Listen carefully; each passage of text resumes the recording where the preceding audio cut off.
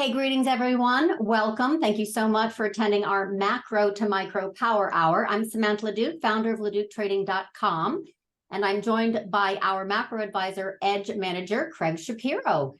Hey, we have had a pretty eventful past few days, Craig. Let's also remind folks that this is an Ask Us Anything kind of format, and we normally do it around the Fed meeting. But we decided markets are a little bit volatile and we want to kind of catch you up and help if we can. So without further ado, Craig, why don't you give us a kind of rundown of what's the latest? Yeah, good. Nice speaking with you again here. What day is today? Wednesday. This week is grinding by as opposed to flying by. Look, I mean, we are, and we've talked about this on the last few webinars and certainly the ones for Edge clients, but you know, the idea that there are certain times of year that are more susceptible to having macro be the big driver than flows. And when that happens, you know, we need to be mindful of that for sure. And so we had options expiry last week, VIX expiry last Wednesday. And that took a lot of hedging and kind of, you know, both in VIX and in S&Ps off the board. And so what we are left with is a market that is concerned about geopolitical risks. It's concerned about rising yields. It's concerned about the strong dollar. And it's concerned about earnings season. And so you know, here we are in the throes of that, and I think what we've had this week is a continuation of you know, the trends that have been in place for the last couple of months, which is a treasury market that is having issues with supply demand as the acceleration of supply of treasuries you know, continues to be you know, poorly digested by the market, as we don't have the Fed buying, banks are struggling to buy, foreign buyers are moving away, and so we're left with retail and hedge funds who are much more price sensitive, and so that's helped to drive yields higher. And we have you know, as far as that supply issue is concerned, you know, these deficits that are coming out continue to accelerate, right? I mean, as of the end of September, the budget office and Treasury put out the estimate for full year 2023. And if you take out the student loan payment accounting adjustments, we basically had a $2 trillion deficit, up from $1 trillion last year. So a $2 trillion deficit is, you know, over close to 7% of GDP. And that's in an economy that's operating at full employment with obviously very sticky and elevated inflation. So and there is really no signs of slowdown as far as these deficits are concerned. You know, even right now, as the House finally has put a speaker in, the administration is looking for $120 billion of additional spending on Ukraine, Israel, Taiwan, the border, various other things, which wasn't even expected, you know, 4 weeks ago when the government shut down. So now we have we're staring at, you know, potential of another government shutdown on November 17th. They've put in a new speaker who is, you know, to the right of McCarthy. So, you know, how is he going to deal with, you know, these spending expectations? It's going to be challenging. So we're going to face a potential for a government shutdown again. And if not, and we just do another continuing resolution, it's just going to be bigger deficits, bigger supply. Next week, we have the quarterly refunding announcement. We can talk about that in a little bit and what the Treasury might do with respect to bills versus duration. That'll be an important driver for next week. And next week, we have the Fed as well. And as for the Fed, they're a blackout now. But last week, Powell spoke and, you know, really intonated that while it's unlikely that the Fed is going to be raising rates, certainly not in November, the odds are basically zero. And even for December, despite better data, the odds are, you know, very low, sub 25%. There is, you know, a view potentially at the Fed that maybe more needs to be done, and Powell doesn't believe that we are necessarily in restricted territory. And if we continue to get strong economic data, which tomorrow will be another tell on that, we have GDP tomorrow. Atlanta Fed GDP estimate is 5.4% for the third quarter. Consensus is looking for 4.5%. So if we continue to get this strong data, and then we have the PCE on Friday, the Fed is going to be in a very tough situation here where they should be doing more in order to slow this economy down, and they're not. And so, markets are grappling with that.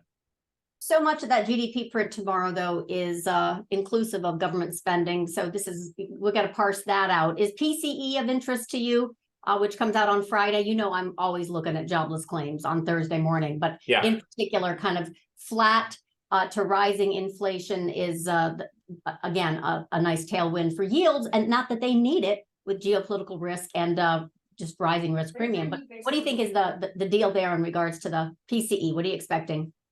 So tomorrow is claims. That will be important, and PCE is always important. And there's been a trend of late where core PCE has shown some improvement.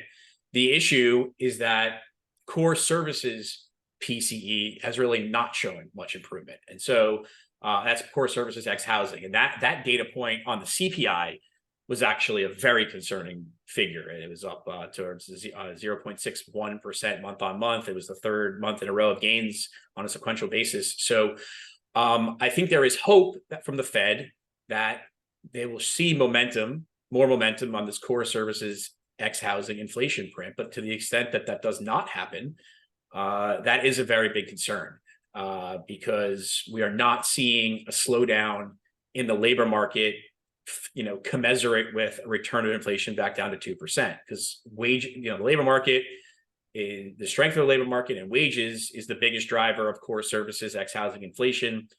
And if we don't slow the labor market and we don't slow wages, we're really not going to get that figure back down to 2%. And I think there was some discussion today about UAW and Ford coming to an agreement.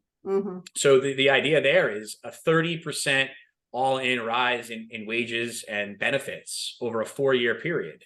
So that's, 7.5% a year gains versus a 2% inflation target. We're just not going to get there with that kind of labor market momentum. And then, you'll say, oh, well, unionized labor force is small and what have you. But we've seen this time and again, right? Kaiser healthcare workers, 6% wage increases. Even the federal government next year is seeing a 5.2% wage increase. And as more wage gains are seen by unions, more people are going to join unions, and more people are going to want others to represent them, and are going to continue to look for wage gains that help keep up with inflation. So I've said this before, but in order to break that cycle of wages, we need to get layoffs. And in order to get layoffs, company CEOs need to be upset about their stock prices, and stock prices falling forces layoffs. And so if we don't get stock, look, we're starting to see stock prices fall, right? IWMs are making a low for the year. Many it's down 5% for them.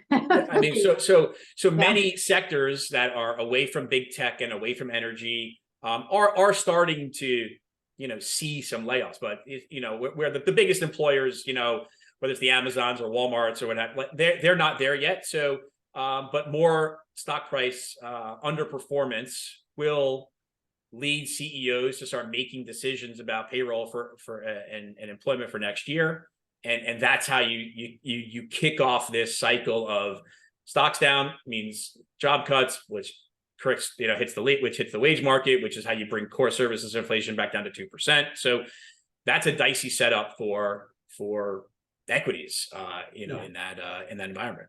Because it's slowly then all at once. Once they start to see the WARN notices turn into layoffs, then the companies that are small to mid-size, that are kind of hanging in there but suffering, they're waiting for cover to lay off, they come all on at the same time. So it does tend to be a trickle and then a flood. So there are estimates as far as when that's going to start to hit. Could be end of quarter or beginning of next year, but it seems to be very, very close. But we haven't seen any indication of it yet. So on recession risk, what do you look for? And I know we've got a question mark. I see that. Don't worry about it. I'm going to answer that. But in regards to recession risk, what do you look for besides uninversion of the yield curve and rising employment? Besides those two big. Look, I mean, I think what we're getting is, look, after a 4.5% GDP print for the third quarter, the idea that we're near recession, I think is not, we're not there, right? We're whether or not we're close or not, and we could argue about that. But there certainly are areas of the economy that are more sensitive to the rise in rates than not.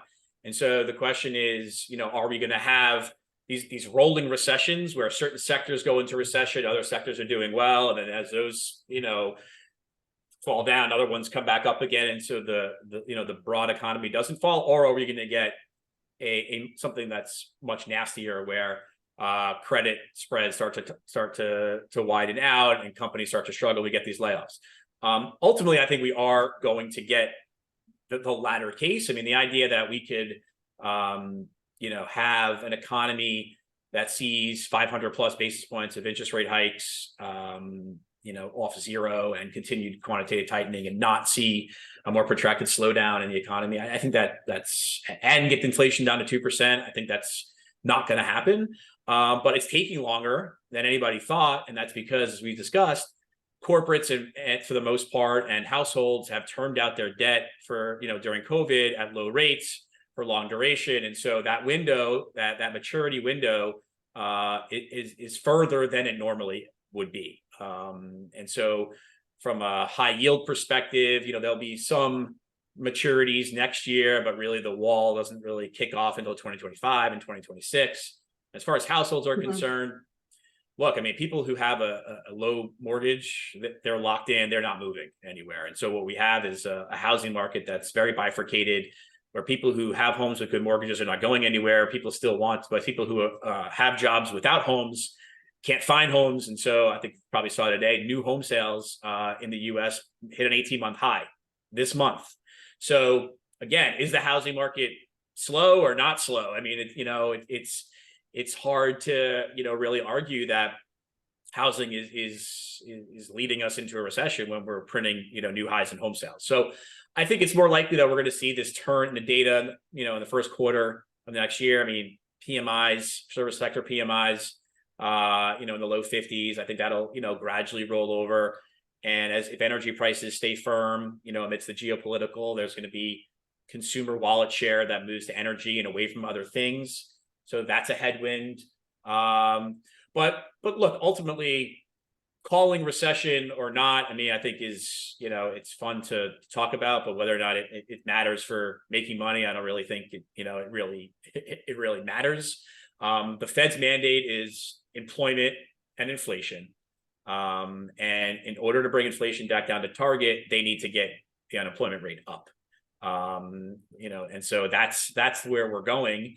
And as long as inflation is not going back down to target, it becomes more difficult for the Fed to provide liquidity, incremental dollar liquidity, like the market is used to getting, right? We've had 15 plus years of a ZERP mentality, of a Fed reaction function mentality, where at the earliest signs of growth slowdown, the Fed is ultimately right there at your back. And at the risk of saying this time is different, I think in an environment where inflation remains sticky, there is something different about the Fed's reaction function than what we've had the last 15 years. You have to really go back to the 1970s, 1980s Fed reaction function, where inflation is, a concern.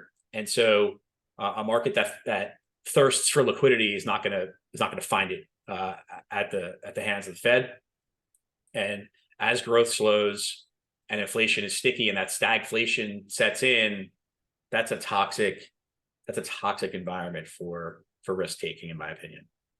So I have up here a screen share just because it prompted my thinking when you were talking about the kind of economic, well, first of all, GDP coming out tomorrow. There's still a lot of fluff in that nominal, but from a standpoint of a kind of economic grind, we're not really exploding higher in growth, right? From kind of the PMI figures that we just had this week. It's pretty it's fine. It meets the alternative. But in regards to this rising yield backdrop, I kind of bring that up because this is not blowing anybody away just because we have some kind of firm 50, not too hot, not too cold levels. The yields are definitely rising for other reasons. So kind of your top 3 reasons why you see yields are rising up. It's not from economic growth per se.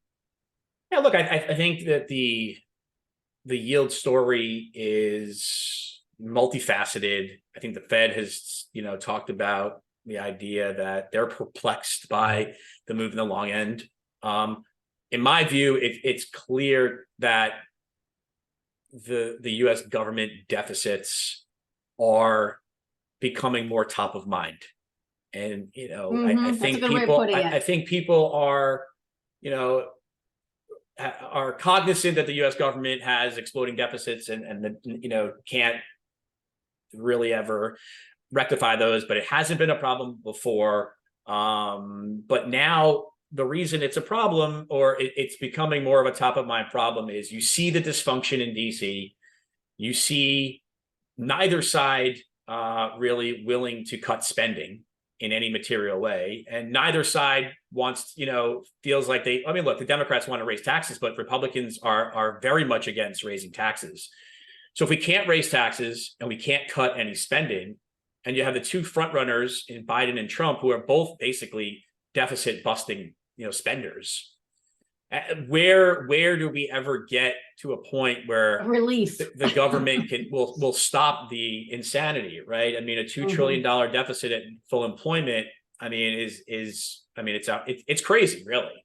And so I think the bond market is waking up to that reality, and as we've lost these traditional price insensitive buyers, but the Fed or foreign central banks, then look, retail and the hedge fund sector are more sensitive, and so that's been part of the yield. So look, on the growth side, I think it is important, right, to see, and that this ties into the budget. I mean, much of the growth, is being driven by this deficit, right? I mean, so 8% GDP deficits are leading to a robust nominal growth environment, and as consumers have more money to spend, because our high income consumers or high saving consumers, old elderly consumers who are living off of Social Security that have a 9% cost of living increase in 2023, and another, I believe, 4% is going next year. So, they have all this money in the bank. They're living off that, and they can earn 5.5% by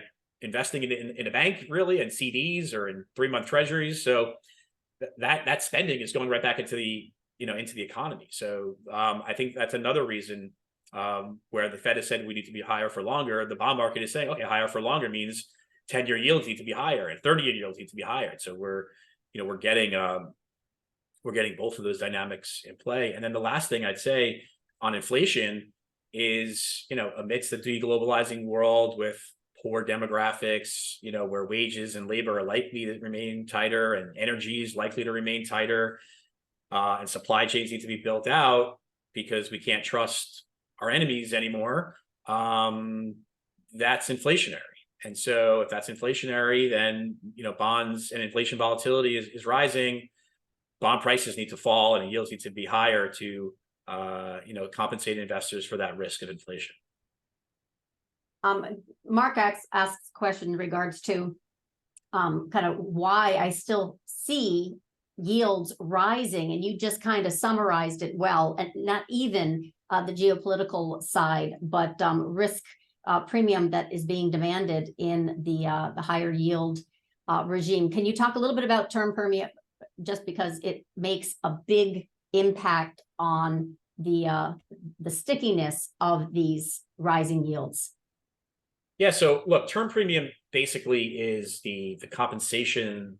And as we're talking here, I know Meta's out right now, and actually dollar yen is moving too. So Meta's out up 3.5%. The dollar yen here is making a high for the day, 150.13. So look, that's a very important thing. There is a lot of option expiry in dollar yen for Friday at the 150 strike. So look, I think that's been keeping dollar yen under wraps. But if we explode through this, I think that's going to be a very risk off. But back to term premium. Term premium is just the incremental compensation that you demand from holding, let's say, a 10-year versus a short-term instrument, where you could, if you had a 1-year note, you could roll that every year for the next 10 years to create some sort of yield structure versus the 10-year today. And so typically you would command a yield premium, where term premiums would be positive, to hold that 10-year paper, because there's inflation volatility and there's risk. Now, based on QE and based on the spending, term premiums went incredibly negative.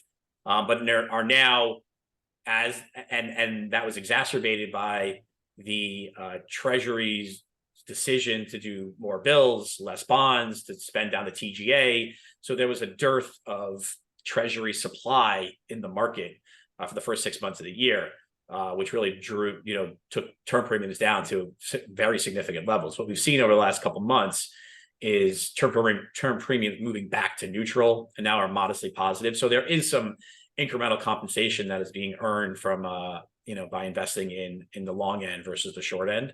From here, the question will be, how much does Treasury continue to issue out the long end versus bills? There's some discussion about that. Next week, we'll get the next update for the first quarter of next year. We already have the fourth quarter schedule in place. The first quarter of 2024 information will be given. So there is some hope in the market that Treasury will flip back to issuing more bills than bonds. Look, they're already issuing more bills than bonds, but there's some hope that they will issue even more bills and cut down bonds issuance for first quarter, because the theory goes that, well, because they're fearful that with yields moving up as they have, they should issue more, they should issue less. There's risk to that as well, because look, that means as Treasury is issuing shorter and shorter paper and is rolling that paper over and over again, it's paying even more out, right? I mean, 3-month T-bills are 5.35%. and the 10-year is 5%, or 4.9%. So it's more expensive for Treasury to enact that bill strategy. So I'm skeptical that they're going to flip back to bills. I think they're going to continue doing what they're doing, which is issue incrementally more bonds in the first quarter than they did in the fourth quarter. But we'll see. We'll find that information out on Wednesday of next week. I'm bringing up a chart right now that you can see. I actually grabbed it from Twitter, Bob Elliott. Real rates are pretty low on an outright basis and on a total tightening basis. I just happen to like this chart because from a technical level, that is a V shape of strength. And we haven't even reached a level where we have seen the recession or the stress actually in the marketplace, like in the prior pivots that are obviously encircled in red. Comments on that chart, because I thought it was a really good one today. Yeah, look, I think this is part of the market's struggle. Is there are less and less people around that have traded prior to that gray bar in 2007 and 8, right? There is a huge universe of today's capital is managed by people who have only traded with real rates below zero. And so I think you really need to go back and kind of study history and kind of study. And it's not that this time is different. You could argue that the period from 2008 to 2021 was the different period. And we should go back to, some sort of period that looks like the 1970s, 80s, 90s, and early 2000s of a positive, real rate environment. Like that's how normal economies work. Now, given the debt load that we have here in the US, it may be difficult, to really move back to that, that 3%-ish policy rate. And that's where, things typically break. But look, I think to believe that we're going to go back to some ZIRP environment or some significantly negative real rate environment when inflation is as high and as sticky as it is now, I think that's the wrong assumption. And I think investors have been making that wrong assumption, for the last year plus, thinking that at every turn, the Fed is going to deliver, you know, a dovish, you know, move. And, you know, they while they haven't gone all the way in getting their, you know, inflation down to their target, they certainly have been acting different than they had been, let's say, prior to, you know, 2021, with respect to, you know, they're not cutting rates. They have pushed out the rate cutting agenda. They were even more hawkish at the September meeting to the market than even I was thinking, which was they are only now looking for 2 cuts in 2024, where previously they were looking for 4. So I think the Fed they've done, you know, I don't think they've done a great job, right? We're still not getting to 2% until 2025. And, you know, if it took me 5 years to get to, you know, my employment target, I'd probably be fired. But, you know, they're still around, but they haven't done a horrible job. They could have done a lot better, but I think investors need to realize that they're not moving, you know, back to, you know, something that existed in 2008 to 2021. I think that has profound implications for how you set up your portfolio. I mean, we've had a generation of portfolios and you know, set up on 60-40 type, you know, backdrops. Some combination of stocks hedged with bonds lowers your overall volatility of your portfolio and increases the Sharpe ratio. And that, I think those days are not with us. Bonds are not a great hedge to stocks. And currently, you know, the relative valuation premium of stocks versus bonds. I was reading a Hussman article about this. We haven't seen these levels of overvaluation of stocks versus bonds since 1929 and first quarter of 2000. So this is not a particularly safe time to be over allocated to either equities or bonds. But you know, and she would agree, the cat. So you know, look, this is you know, I think we're going to have you know, to be looking for alternatives here, whether it's in commodities, whether it's in cash-like instruments. It's going to be challenging. All right. So that bull bear argument, though, right? So positive real rates are a sign of health. But at the same time, that chart really indicates to me that guess what? They're just not done. So there's definitely no lack of safety in that bond trade. The question I just wanted to answer a little bit later, because I wanted to give you kind of time to frame all this out, was my bet has been obviously that there's nothing changed in regards to my intermarket for this continued sell-off in bonds. We can have a panic, we can have an intervention, and that includes from equities falling, you know, Fed intervening. We've had obviously liquidity thrown into the market at times when it got a little dangerous, like September, October timeframe. But tops are processes, bottoms are an event, and there's nothing yet that signifies to me that bonds are done falling. But as far as reasons, clearly fiscal dominance or quasi-fiscal, you know, management is the buzzword today, but it's basically just this rising massive treasury issuance in response to fiscal deficits. So I don't really think the Fed has to do too much. I think the market's doing it for them, long story short. So I don't think that the Fed has to hike. I think they just pause. I think they let the inflation expectations and, you know, this concept of nominal GDP helping to also give the bulls their argument, and the bears are of course focused on the fact that the tightening hasn't even reached the choke point, as that chart just kind of pointed out. We continue to see foreign central banks selling. Buyers are just demanding more of that compensation for taking on the risk.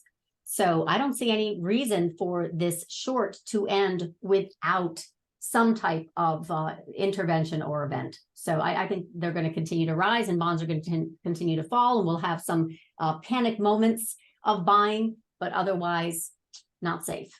So that hasn't changed.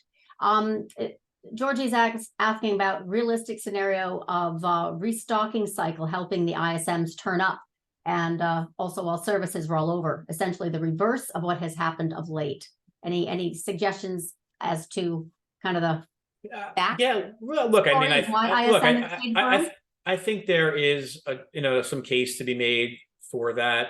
I would caution though that, manufacturing is 10 to 15% of the economy, and services are 60% of the economy. So, while there may be sector rotation in that understanding, look, if services really start to roll over because, we start to lay people off and folks are concerned about travel or what have you, and discretionary spending, then that'll be more important. So yeah, look, I think inventories are, fine, right? We've worked down the supply chain. Has been, any issues in the supply chain, everything overbuying, that's kind of all gone. And so there's a bit of hand to mouth operating in the manufacturing part of the economy now. And there certainly are some structural trends for U.S. manufacturing in a deglobalizing world, as even the government spends money on the CHIPS Act and, and on minerals and on different things to try to improve our domestic self-sufficiency. So there'll be kind of some structural and infrastructure spending. I think there are some longer term, medium to longer term, needs for U.S. manufacturing to rebuild out, but manufacturing is not a big driver of our economy, as big of a driver of our economy as the consumer is. And so I think its overall impact on, on the Fed and on earnings are less than, that people realize.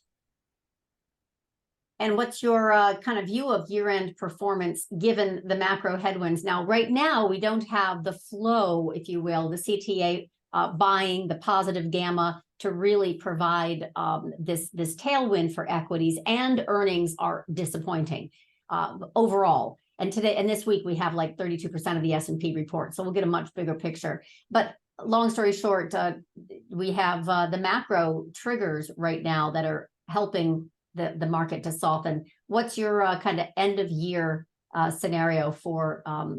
Yeah, I am, and I've been saying I've been looking for the second half of October into early November as, a significant window of weakness being open where macro really can overwhelm. And if earnings didn't come through, which, I mean, the jury's still out, right? We're still not, we're still in the early part of earnings season, but so far it's been a struggle. And, today with Google and, look, Microsoft was up, Google was down, Texas Instruments was down, Meta's flat after the close. That's important, Amazon and Apple's next week. But even some of the industrial earnings have been, airline earnings were terrible. So it's not, these aren't the type of earnings that are like blowing people away and saying, I need to be in stocks for the year end earnings reacceleration. No, they're actually really bad. Right. So I mean, this hasn't been a reason to. And the bar was low. So DataTrek actually came out on the 23rd and said Q3 US earnings season has started poorly, with fewer than average companies beating estimates. Analysts are taking Q3, Q4 numbers down as a result. This week, when 32% of the S&P reports, they need to do better. And so far, not so far. They're not doing. But even before that, I have to show this particular, hopefully I can show this a little bit. Hold on, fit to screen. There we go. Hold that thought. I love this chart. Nope, that's not it. Share screen. There we go. All right, so this is interesting. Where are we at? Speaking of earnings, lots of expectations of beating because the bar was so low relative to last year. But stocks under the surface have been selling off quite aggressively. And I grabbed this. This is the percent of stocks in their respective sectors that are already in a bear market. So 68% of real estate stocks are already in a bear market. The only one that's kind of hanging in there is energy. And that has been a nice kind of softening underneath. We talked about this. This was on your sector rotation as way extended, right? And so usually we get a little bit of rotation, but they're not going into tech other than the mega cap, magnificent. It was 8, then it's 7. It might be 6 or 5 now. But anyway, this is, I just thought, very compelling to kind of demonstrate what I have been seeing since that massive treasury issuance on July 31st that you spotted often and we're waiting for, and we have just rolled over solidly, maybe not so much in the top line, SPY and NASDAQ, but underneath it has been deplorable breadth destruction. I mean, serious, like COVID, serious breadth destruction. And that's something that I track in the live trading room. And because we saw it, it just never, ever stopped going down. Even when everyone during COVID was like, buy the dip, buy the dip. I'm like, no, the net selling is still there. The breadth destruction is still strong. And then when I saw this on Twitter, I'm like, that represents exactly, by sector, how poor the market has been. Anyway, just had to point that out. So I'm definitely not a bull. Yeah, look, I mean, I think, if we're trying to nail the timing, the way I'm kind of thinking about it is the next 1 to 2 weeks here is a very ominous time where macro overwhelms flows. The early part of earnings season has not been good. We have rising geopolitical concerns, and we don't have, because of where we are in the month, we don't have the kind of structural flows, the buyback flows that would happen around options expiry and the likes. Now we are, as we transition through this week, we will reintroduce buybacks, which is supportive for year end. And there are a lot of year-end dynamics in play in a year where the NASDAQ has done as well as it has. There's a lot of, folks who have structured products that, that came online the fourth quarter of last year that are well in the money. And there's some buyback flows, and there's less days of trading in November and December. And so there's this natural idea of a year-end rally potential as we, come into, and certainly as we come into the November and then for sure the December expiry, which are big structured product expiry windows, as we talked about. So that would be the bias. Would that be we could have, some benefit into year end after this sell-off that I would expect in the next 1 to 2 weeks. However, we're doing a lot of structural damage now to the tape. I mean, S&P is below the 200-day, 50 is under the 100-day. We're starting to chop off more and more names. The chart you just showed about the breadth deterioration.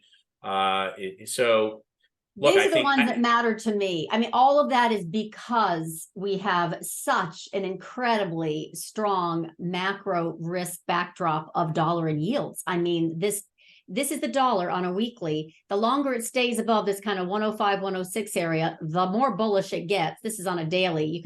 That's a headwind. Bonds obviously are continuing to just fall out of a 40-year long trend line. I mean, perfect technical rollover despite that central bank coordinated intervention here in September, October. It's deplorable weakness. So, long story short, we also have, oh my God, hold on, currencies, where are we? Where's the yen? There we go. All right, so what the heck? This is the dollar yen on a weekly that you just mentioned because it's alarming, right? We know it's compressed here at this 150, and Bank of Japan says, hey, you may not continue. Well, over here on the other side, you got the JGBs, and they are just like very strong. If 80, then 100 type of strong. So yeah, those are some major macro headwinds in addition to everything you've just talked about. No, look, I mean, the macro setup would suggest, pain and continued pain for risk assets, likely through year end. That's how I would describe it, unless we get some dollar liquidity release, which I don't anticipate we're going to get unless something breaks. And so far, since nothing has broken, we're not going to get that. So the macro suggests bad, but I think what we need to keep in mind, and I've been fooled by this plenty of times this year, is that time, it winds up not being a bear's friend. And by that, I mean, normally we think of, gravity as, kind of pulling markets down or pulling things down. But in this case, the gravity that is associated with time and the VIX and volatility makes, levitates markets, right? If we don't get a continuation of selling and of move, like a VIX is 20, if we don't get moves north of 1% or 1.5% in a day, then there will be vol selling. And as there is vol selling, it levitates the S&P, and it levitates the big cap names, which are the biggest components of the S&P. So there is this structured product, structured volatility dynamic in play that at certain times, and I know it sounds crazy, but we've seen it time and time again, it offsets the macro headwinds, right? I mean, so there are windows where the flows just matter more than the macro. And if you think about it, into next week, right, volatility is going to be very, very elevated into the Fed meeting, into the BOJ meeting, which is Monday. The Fed is Wednesday. The QRA from Treasury is Wednesday, and then payrolls are Friday, right? We have a very elevated vol window next week. As we pass through that, unless the market is moving 1% to 2% a day, realized volatility is going to fall, and then vol sellers are going to come in, and then we're going to get into November expiry, and that's going to be your potential window to bounce. So we just need to keep those timing windows in mind when we're looking at this. And so that is the most bullish thing for year end is time and lack of trading days, structured product volatility around expiry windows, and the fact that the Magnificent Seven stocks are up on the year typically creates that dynamic of year-end window dressing. That, other than that, we should be and likely will move materially lower in risk assets. And that this is what I am eyes on the prize when it comes to calling, right, this volatility surge intraday, day to day, week over week. We're still in it. So in my humble but strong opinion, volatility is not done going up. So this is something that, you and I talk about, obviously, over the days and weeks and months, but we're definitely in a risk off mode. For how long? I don't know, but the capitulation bottom is not in. And one thing I want to kind of take a little break here and highlight for anyone who is not aware, this is something that Craig focuses on every day from a macro standpoint, no question about it, macro event risk. And then, of course, trading his book. Like, how long have you been short small caps now, right? I mean, we rolled over so aggressively back in July with SPY and NASDAQ, but you have been short small caps as a manifestation of your macro call. Anyway. No, we've caught the gold move recently, the Bitcoin move recently. So look, this is the type of thing that I am chatting with folks about in my room throughout the course of the day and in direct message. And I'm just trying to be, an outsourced macro consultant to people who are looking at the world that way. If you're looking for day trades and setups, the morning meeting that you're doing is great for that, and the work that you're doing is that. But as folks are thinking about some more medium term, where they want to be positioned. I think, look, I was talking to one of the clients last week, and I said, he was just saying, like, the best thing that he did this year was get out of duration, when we called it, at the middle of July, end of July. He's like, I've saved my clients, he's a private, client advisor. He's like, I've saved clients so much money by moving everything to the front end, and having no bond risk on. And that was a huge call, and that call, continues. And so that's the stuff we're talking about, throughout the course of the day. And the reason why I bring it up is because we don't have these public-facing webinars so often. And because we're in a really kind of treacherous, I would say, risk profile for the next few weeks, I want to make this offer available, which we also don't make very often. It's a coupon code SAM350. And again, we do these publicly for free, these macro to micro power hours, and then we do them for clients on a regular basis, not to mention be fully accessible and available for clients day in and day out. I mean, oh my God. So the engagement's very, very high. But this is one to definitely consider if you are looking at managing portfolio risk, interested in the reason for the season of why macro moves the way it does, and then actual trading setups. Definitely check out this most recent opportunity, which is very, very time limited because we've not done this before. I want to see if this timing with the next 2 weeks is going to kind of fulfill this destiny that you and I have been talking about, which it was not the bull consensus. The bull consensus was seasonality should have started by now. All systems go, and then absolutely that didn't happen. But you and I were very strong that it was not going to happen. So anyway, join us for that. It's a lot of kind of pro support if you need it. Even chase swing trend portfolios, it's all included. So any other questions, definitely hit us up, because it is being recorded for sure. And I think that the gist of it is that we have some macro event risk that's not done, not the least of which is FOMC, but no expected changes. I'm looking at non-farm payrolls as well as weekly jobless claims, but NFP comes out on November 3rd. If we do see a resumption of that trend higher off the bottom from literally, we've already moved 0.4%. There's a SOM rule that's very strong with a 100% hit rate, that recession risk gets pulled forward on that trigger, and it could come at any month. So I'm always on guard for that, especially in this backdrop where earnings were, priced for perfection last quarter and easy bar this quarter, and they're disappointing. And the sector breakdowns have been stunning, like as in forced selling in some cases with this higher cost of capital, which literally picked up once we got above that 4.1. But my big warning was above 4.7. And just to kind of reiterate, this was something from last year that I said in September, that this year we would see 4.7%. That was my baseline bet for the 10-year. But once we got above it and stayed above it, I saw equities rolling over hard, like literally another 20%.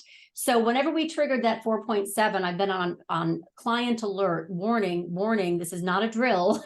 Protect your trends. Think very hard about these swing longs that you might have. Let's enter into this kind of swing short regime, see where it takes us. It's taken us quite far and quite well. Now we have to look for a capitulation low, which I have not seen. So, long story short, I think we're still in the meat of the danger. And even if we do have a bounce at this point, it will really have to be compelling for me, and it's going to have to be tested and proven, right, for this to really be a compelling swing long. I don't know if we're going to see it this year. And I think my baseline bet has turned. I think that the max kind of pain that could be doled out is if we don't have that performance chase, like you asked about, Georgie. We only have 2 months left. What are the chances for a performance chase? I don't know, because right now it looks like the max pain level for the market would be 3,800. It's not so far away. That's not such hard to envision, but that's flat for the year. So it's really on the shoulders of the magnificent, again, it was 8, 7, 5, whatever number we're at. In other words, they've rolled over, the trends have broken. It's on their shoulders to deliver us, and energy, oil and gas companies to not succumb to profit taking, and for Bitcoin to save us. So we don't really have a lot of safe assets, the safe haven assets, and treasuries are definitely not that. So I'm actually looking at that 3,800 as a high kind of probability now, if we take out some key technical levels. And I've got eyes on the prize. I would wait until we're through that kind of mid-November. As you just talked about, all the macro event stuff that's coming up, Bank of Japan as well. But in the meantime, everything is full on risk off as far as I'm concerned, with the dollar where it's at, yields where it's at, dollar yen and JGBs looking like they're just ready to bust a gut higher. So I'm definitely not in the capitulation low camp. Not yet. Yeah, tomorrow the ECB meeting is unlikely to the odds of a hike are basically zero. But look, the ECB and Europe is going through similar situation to Japan, in that rising energy prices are leading to a more inflationary backdrop. The ECB is a one mandate central bank that just looks at inflation. So even though they're gonna pause, and the market's gonna say, well, what about this energy inflation that's coming back again, as now Europe is going to struggle with two wars that could impact energy price and energy security. So my sense is, if the ECB doesn't do anything tomorrow, which they're not anticipating to, I think it's going to be a risk off move for the euro. dollar euro could, take another couple handles lower. DXY, that's your DXY moving higher, phase. We have the GDP print tomorrow, like we talked about. Look, I think there would be some hope in markets that number comes in light. And if it came in light, you would have the dollar could sell off, bonds could rally. There would be some relief that the growth, that anyone who was selling bonds because of growth in the third quarter, maybe maybe that's a bad idea because growth didn't come in as good as we thought. If that's how the data comes out. Friday, we get the PCE and the University of Michigan inflation expectations reading. So PCE is important, as we talked about. There's some hope from the Fed that number, particularly the core side, will be decelerating. If that doesn't happen, we're going to see dollar up, yields up. And then University of Michigan final reading, that was a big surprise in the middle of the month when the preliminary reading came out. We'll see if that gets confirmed in the final reading after 2 more weeks of elevated geopolitical concern. And then next week is really the Super Bowl again of data. We have on Monday we have the BOJ. It's the last day of the month. We also have Treasury will give us at 3 o'clock in the afternoon. On Monday, we'll get the total amount of borrowing that is going to be needed in the first quarter of 2024. We'll get an update on the fourth quarter borrowing amount, unlikely to move too much. And we're also going to get an update on the end of quarter cash balance. And then on Wednesday morning, so on Tuesday, we'll get JOLTS, we'll get ISM. Then on Wednesday, we'll get the final reading from Treasury on the duration supply question. So are they going to be issuing more bonds than they did in the fourth quarter again? So that'll be a very telling statement from Treasury, and that'll have some drastic implications potentially on the bond market. And then in the afternoon on Wednesday, we get the Fed. And Friday, we get payrolls. So it's a busy week. Macro will still be overwhelming flows. So, stay tuned for a lot of potential fireworks. But what I would say is that volatility is elevated. Now, the VIX market volatility is in contango. Vol for the Fed is higher than we are for vol right now.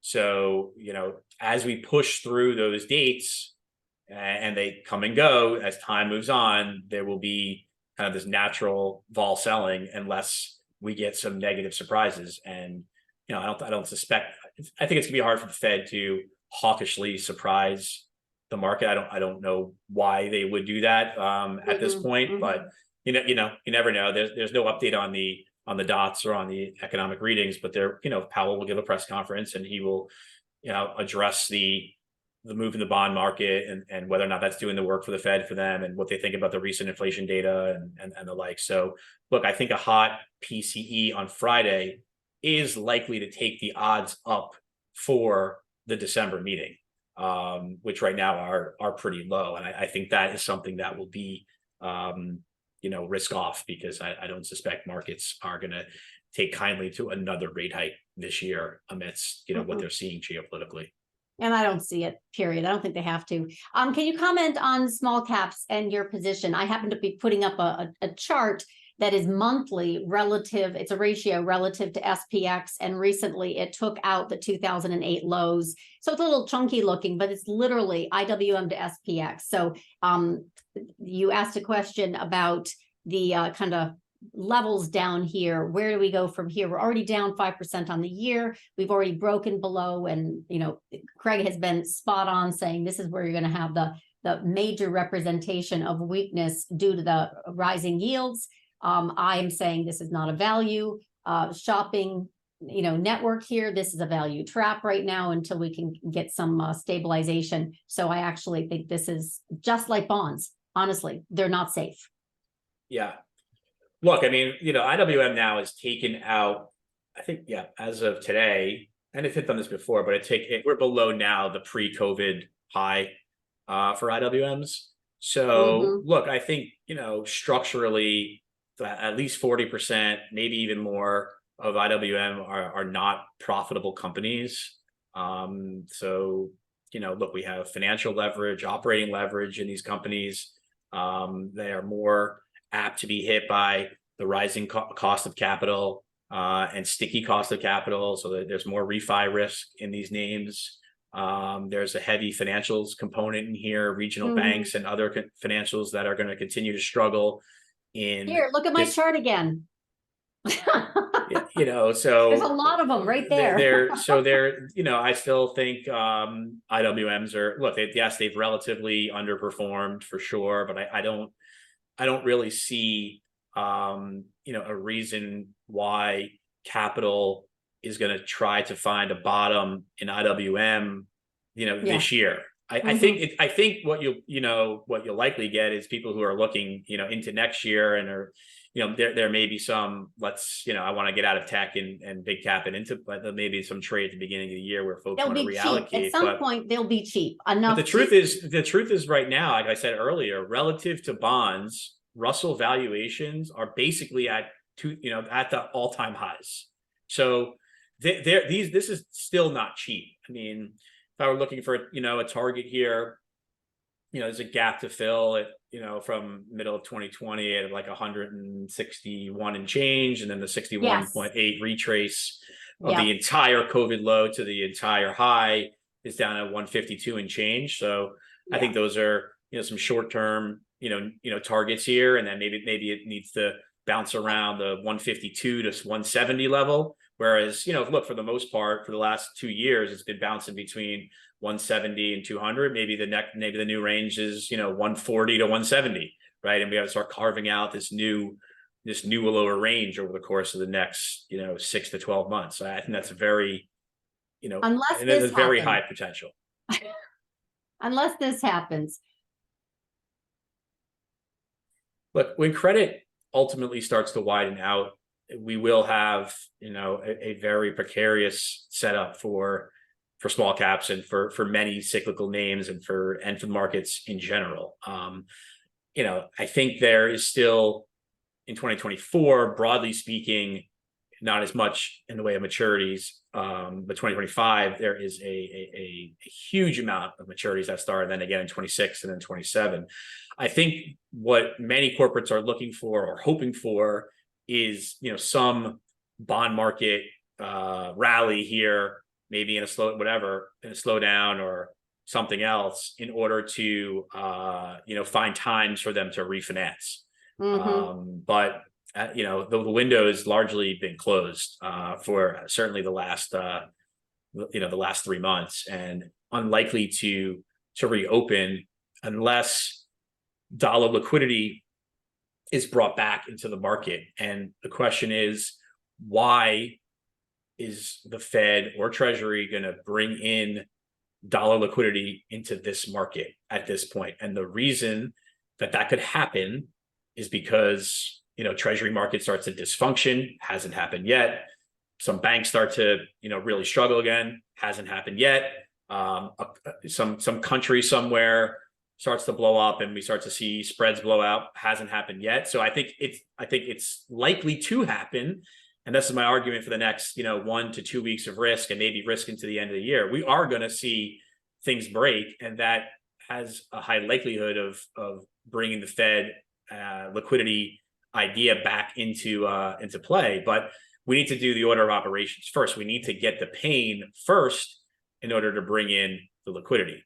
And I think I see someone's asking about gold, and I'll even just that's why I have this dollar yen on the we got to end on gold. In my view, gold. I think there's there's a bunch of things that are going for gold, but broadly speaking, gold will anticipate the eventual need for liquidity that comes into markets. So I think that's part of the reason why gold has been outperforming and has been rallying recently with the dollar, is that this dollar strength is starting to break some things abroad. And so the gold market's saying, well, eventually it's going to break a lot of things. And so, gold anticipates that. Get your allocation into gold.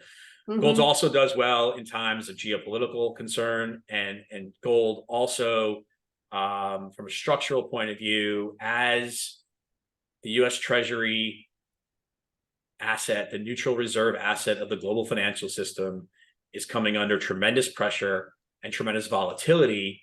There's less and less desire to own it if you are some foreign actor, particularly if you are a foreign actor who may eventually find itself as an enemy of the U.S. as opposed to an ally of the U.S., as we've seen, last year with respect to Russia having their reserves expropriated. You have China, who is a potential enemy. You have various actors in the Middle East who could very easily find themselves as enemies of the U.S. At risk of reserve expropriation if, let's say, the Israel-Gaza thing, exacerbates into something that's, even worse than it's already been. So as more of the global East and South want to own less U.S. treasuries, they need to find some neutral reserve asset in order to store excess reserves in, and gold is the logical beneficiary of that. So that is your structural force behind gold. And when you add on to that, these accelerating deficits at 8% of plus of GDP. And look, if we go into the last 3 recessions that the US has had, deficits have blown out to between 8 and 12% of GDP. Well, we're already at 8% of GDP. So if we're going to have a recession now, think about the amount of printing that the government was likely to do in that point. Deficits could blow out to mid-teens % of GDP. I mean, the gold, the dollar in that case, would get flushed, and gold would have a significant revaluation from here. So I think gold is a structural long. It should be a part of everyone's portfolio. Currently, it's not part of the 60-40 portfolio at all. So that's ridiculous, right? I mean, most financial advisors have 0 allocations to gold. They've been trying to buy the dip in duration all year. Seems like if you want to own duration, you should own the ultimate duration asset, which is gold, which has no counterparty risk.